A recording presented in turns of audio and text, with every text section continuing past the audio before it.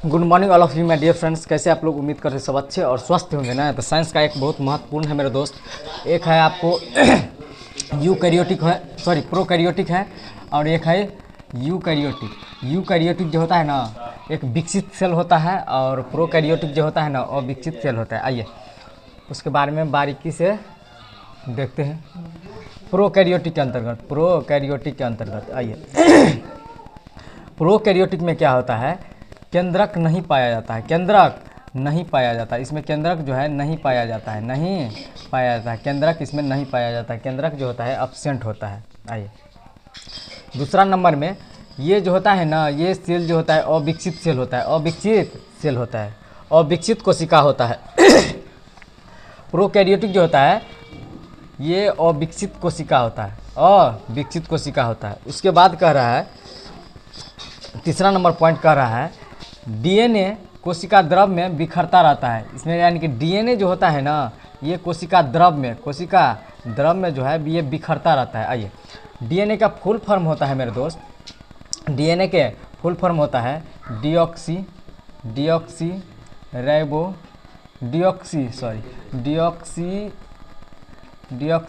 Nucleic acid. क्या होता है? डिऑक्सी न्यूक्लिक एसिड होता है। आइए उसके बाद कह रहा है, आइए डीएनए का चर्चा किया है ना, तो डीएनए के उठा के यहाँ लाइए। डीएनए के फुल फॉर्म होता है मेरे दोस्त डिऑक्सी न्यूक्लिक एसिड होता है, डिऑक्सी न्यूक्लिक एसिड होता है। इसका जो डबल हेलिक्स का मॉडल दिया था, डबल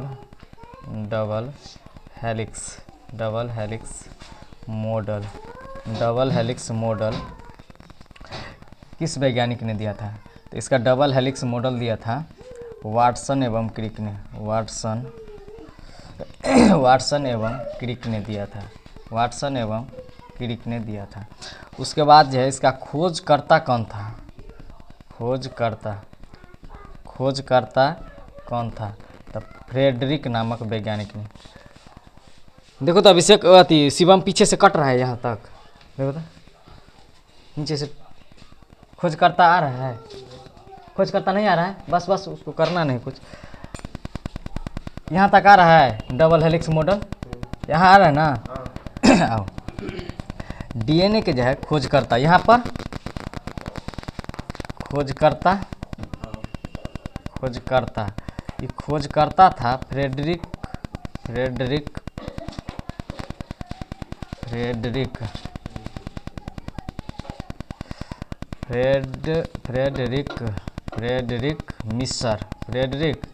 मिसर नामक वैज्ञानिक था।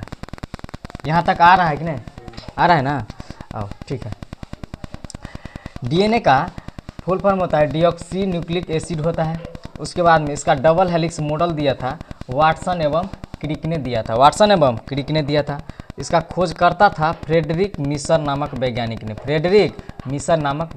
आइए उसके बाद कह रहा है डीएनए कोशिका द्रव में बिखरता रहता है। डीएनए जो है कोशिका द्रव में जो होता है ना, ये डीएनए जो है ना बिखरता रहता है। आइए उसके बाद कह रहा है, 4 नंबर में कह रहा है 70S राइबोसोम इसमें पाया जाता है। 70S राइबोसोम इसमें पाया जाता है। आइए राइबोसोम जो होता है ये प्रोटीन का फैक्ट्री होता है, प्रोटीन का फैक्ट्री होता है राइबोसोम। आइए उससे पहले एक चीज़ हम जानते हैं यहाँ से, अमीनो अम्ल यानी कि अमीनो अम्ल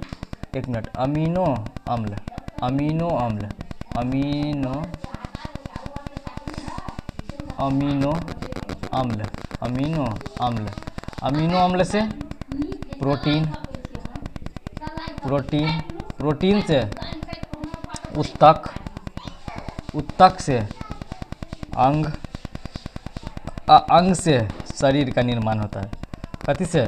शरीर का निर्माण होता है। आइए अमीनो अम्ल से प्रोटीन का निर्माण होता है, प्रोटीन से उत्तक का निर्माण होता है, उत्तक से अंग का निर्माण होता है, अंग से फिर शरीर का निर्माण होता है। आइए कह रहा है इसमें 70S राइबोसोम पाया जाता है, इसमें 70S राइबोसोम पाया जाता है। किसका चर्चा चल रहा है? प्रोकैरियोटिक का चर्चा चल रहा है, प्रोकैरियोटिक का चर्चा चल रहा है। उसके बाद में कह रहा है 5 नंबर पॉइंट कर रहा है, 5 नंबर पॉइंट कर रहा है अंगक यानी कि ऑर्गेनलेस का बात करें, ऑर्गेनलेस का बात करें। इसमें जो है झिल्लीबद्ध जो अंग जो होता है ना, झिल्लीबद्ध अंग, इसमें कौन सा अंग? झिल्लीबद्ध अंग होता है। आइए उसके बाद कह रहा है यहाँ पे इसमें जो है माइटोकॉन्ड्रिया जो होता है ना, माइटोकॉन्ड्रिया जो होता है वो एब्सेंट रहता है। इसमें जो है माइटोकॉन्ड्रिया एब्सेंट रहता है, माइटोकॉन्ड्रिया एब्सेंट होता है। माइटोकॉन्ड्रिया ईआर कहने का मतलब इंडो रेटिकुलम, इंडो रेटिकुलम।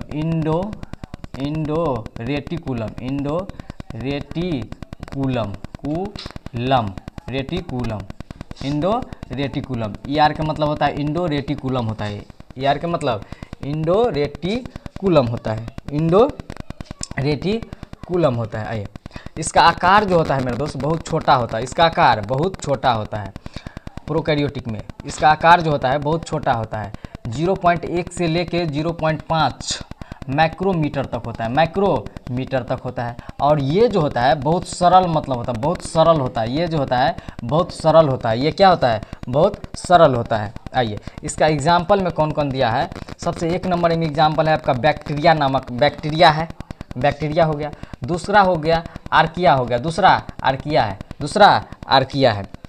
आइए ये था आपका प्रोकैरियोटिक, ये था प्रोकैरियोटिक। प्रोकैरियोटिक में जो होता है एक कोशिकीय जीव होता है, एक कोशिकीय जीव होता है। इसमें जो होता है मेरे दोस्त ये एक कोशिकीय जीव होता है, इसमें एक कोशिकीय जीव होता है, इसमें एक कोशिकीय जीव होता है, एक कोशिकीय जीव होता है, एक कोशिकीय, इसमें एक कोशिकीय जीव होता है, एक कोशिकीय जीव आता है, इसमें एक कोशिकीय जीव होता है, इसमें एक कोशिकीय जीव होता है। सबसे पहले इसमें केंद्रक नहीं होता है, ये अविकसित मतलब कोशिका होता है, यही सब है इसमें। और इसमें 70S राइबोसोम पाया जाता है। इसका ठीक उल्टा होता है यूकैरियोटिक में, जिसमें हम लोग आते हैं यूकैरियोटिक में। आइए देखते हैं यूकैरियोटिक में आइए देखते हैं। सबसे पहला पॉइंट कह रहा है मेरे दोस्त यूकैरियोटिक के अंतर्गत कि इसमें केंद्रक जो होता है वो पाया जाता है, केंद्रक पाया जाता है, केंद्रक इसमें पाया जाता है। दूसरा नंबर पॉइंट में कह रहा है ये विकसित कोशिका होता है, ये जो होता है ये विकसित कोशिका होता है। ये जो वाला जो होता है ना, यानी कि यूकैरियोटिक के अंतर्गत में जो से हम लोग जो आते हैं ये आपका विकसित कोशिका होता है। ये जो होता है ये बहुकोशिकीय होता है, ये जो होता है बहुकोशिकीय होता है मेरे दोस्त। क्या होता है?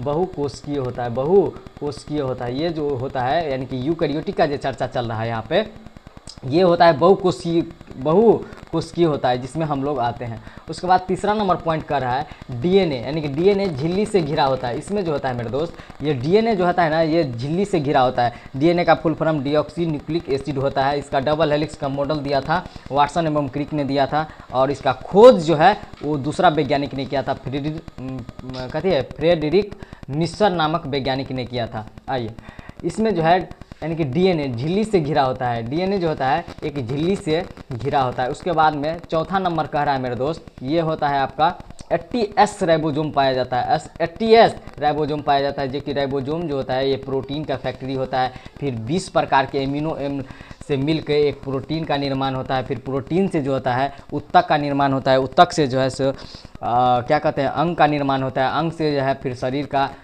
संरचना फिर तैयार होता है। आइए उसके बाद कर रहा है 5 नंबर पॉइंट में कर रहा है अंगक यानी कि ऑर्गेनलेस का बात कर रहा है। आर्गस मतलब अंगक, अंगक मतलब ऑर्गेनलेस का बात कर रहा है, ऑर्गनलेस का बात कर रहा है। मतलब इसमें क्या कर रहा है यानी कि झिल्लीबद्ध अंग जो होता है यानी कि माइटोकॉन्ड्रिया जो होता है मेरे दोस्त इसमें उपस्थित होता है, इसमें उपस्थित होता है। माइटोकॉन्ड्रिया जो होता है पावर हाउस होता है मेरे दोस्त। क्या होता है? पावर हाउस होता है। यानी कि इसमें जो है यूकैरियोटिक में जो होता है माइटोकॉन्ड्रिया उपस्थित होता है, लेकिन प्रोकैरियोटिक में जो होता है माइटोकॉन्ड्रिया अनुपस्थित होता है। क्या होता है? इसमें अनुपस्थित होता है। क्या होता है? इसमें अनुपस्थित होता है, इसमें अनुपस्थित होता है। और माइटोकॉन्ड्रिया जो होता है वो पावर हाउस होता है मेरे दोस्त। क्या होता है? पावर हाउस होता है, जो कि यूकैरियोटिक में जो होता है माइटोकॉन्ड्रिया उपस्थित होता है, जैसे हम लोगों में होता है। ये जो है पावर हाउस कहलाता है, ये पावर हाउस कहलाता है मेरे दोस्त। क्या कहलाता है? पावर हाउस कहलाता है, पावर हाउस कहलाता है, पावर हाउस कहलाता है। ये पावर हाउस यानी कि ऊर्जा का घर कहलाता है माइटोकॉन्ड्रिया। इसके बाद में ईआर जो होता है मेरे दोस्त, ईआर जो होता है ईआर जो होता है इंडो रेटिकुलम होता है, इंडो रेटिकुलम कूलम होता है, इंडो रेटिकुलम होता है मेरे दोस्त। क्या होता है? इंडो रेटिकुलम होता है, इंडो रेटिकुलम होता है। उसके बाद में इसका आकार जो होता है बहुत बड़ा होता है, इसका आकार बहुत बड़ा होता है। प्रोकैरियोटिक से जो होता है, प्रोकैरियोटिक से मतलब 10 से 1 से गुना और जटिल होता है। जटिल मतलब होता है मेरे दोस्त कठिन, यानी कि जटिल मतलब होता है कठिन और सरल मतलब होता है आसान। आइए, तो इससे जो है 10 से 100 गुना जो होता है वो जटिल होता है मेरे दोस्त। क्या होता है? जटिल होता है। इसके बाद में इसका एग्जाम्पल जो है मेरे दोस्त, ये आपका प्लांट यानी कि पौधा का बात कर रहा है, प्लांट पौधा का बात कर रहा है, प्लांट यानी कि पौधा का बात कर रहा है, यानी कि पेड़ पौधा का बात कर रहा है। फिर उसके बाद जो है एनिमल, यानी एनिमल के अंतर्गत हम लोग भी आते हैं। एनिमल के अंतर्गत एनिमल यानी कि जंतु, यानी कि एनिमल का चर्चा कर रहा है, मतलब जंतु का चर्चा कर रहा है। किसका चर्चा कर रहा है? जंतु का चर्चा कर रहा है, जिसमें हम लोग भी आते हैं। इसी यानी कि यूकैरियोटिक के अंतर्गत हम लोग भी आते हैं, यानी कि एनिमल का यानी कि चर्चा कर रहा है। उसके बाद है आपका फंगी है। फंगी को इंग्लिश में फंगी ही बोला जाता है और हिंदी में कवक बोला जाता है, हिंदी में कवक बोला जाता है। उसके बाद है प्रोटिस्टा है। क्या है? प्रोटिस्टा है। एक कवक और शैवाल जो होता है मेरे दोस्त, कवक और शैवाल जो होता है ना, आइए यहाँ तक दिख रहा है, यहाँ तक, यहाँ दिख रहा है, इसके अंदर में दिख रहा है, इसके अंदर में नहीं दिख रहा है, यहाँ तक, यहाँ तक, यहाँ दिख रहा है ना। आइए, एक है शैवाल है मेरे दोस्त, एक शैवाल होता है और एक कवक होता है। शैवाल और कवक जो होता है, शैवाल और कवक ये दोनों जो होता है मेरे दोस्त, ये शैवाल और कवक जो होता है ना, शैवाल और कवक दोनों मिल के जो है अपना फोटोसिंथेसिस करता है, फोटोसिंथेसिस करता है, फोटोसिंथेसिस करता है। फोटोसिंथेसिस मतलब प्रकाश संश्लेषण करता है। ये जो होता है जैसे फोटोसिंथेसिस के लिए, जैसे फोटोसिंथेसिस के लिए जो होता है, सबसे पहले क्लोरोफिल रहना चाहिए, उसके बाद में सूरज का प्रकाश रहना चाहिए, उसके बाद में CO2 रहना चाहिए, उसके बाद जल, यानी कि जल जो होता है चौथा नंबर पर जल का जो आवश्यकता पड़ता है, यही आपको जो है ना कवक जो होता है ना मेरे दोस्त, कवक जो होता है यही आपको H2O जो है ग्रहण करके इसको देता है। बाद बाकी 3 वो चीज़ जो है यही चीज़ लाता है। शैवाल जो होता है ना, सबसे पहले क्लोरोफिल, दूसरा नंबर में सूरज का प्रकाश, तीसरा नंबर में CO2, यानी कि 3 गो चीज़ ये चीज़ तैयार करता है, शैवाल तैयार करता है 3 गो चीज़। उसके बाद में चौथा जो ये होता है, ये कवक जो है यहाँ से जल देता है और दोनों मिल के जो है फोटोसिंथेसिस यानी कि प्रकाश संश्लेषण करता है। तो थैंक्स मेरे दोस्त, इसको मतलब अच्छा से मतलब देख लीजिएगा प्रोकैरियोटिक और यूकैरियोटिक के बारे में। अगर प्रोकैरियोटिक बोलेगा तो अविकसित सेल है ये हम लोगों में नहीं पाया जाता है। प्रोकैरियोटिक हम लोगों में नहीं पाया जाता है क्योंकि ये एक कोशिकीय जीव होता है, इसमें एक कोशिकीय जीव होता है। और हम लोग जो आते हैं वो बहुकोशिकीय जीव आते हैं मेरे दोस्त, बहुकोशिकीय जीव में आते हैं। सबसे पहले इसमें जो है कोशिका अविकसित है, अविकसित है, हम लोगों में विकसित है, हम लोगों में केंद्र पाया जाता है, हम लोगों में 80S राइबोसोम होता है और माइटोकॉन्ड्रिया मौजूद होता है। इसमें माइटोकॉन्ड्रिया मौजूद नहीं होता है, 70S राइबोसोम होता है। यही सब बस अंतर है, देख लीजिएगा। तो thanks a lot my dear friends, बस इतना ही तक।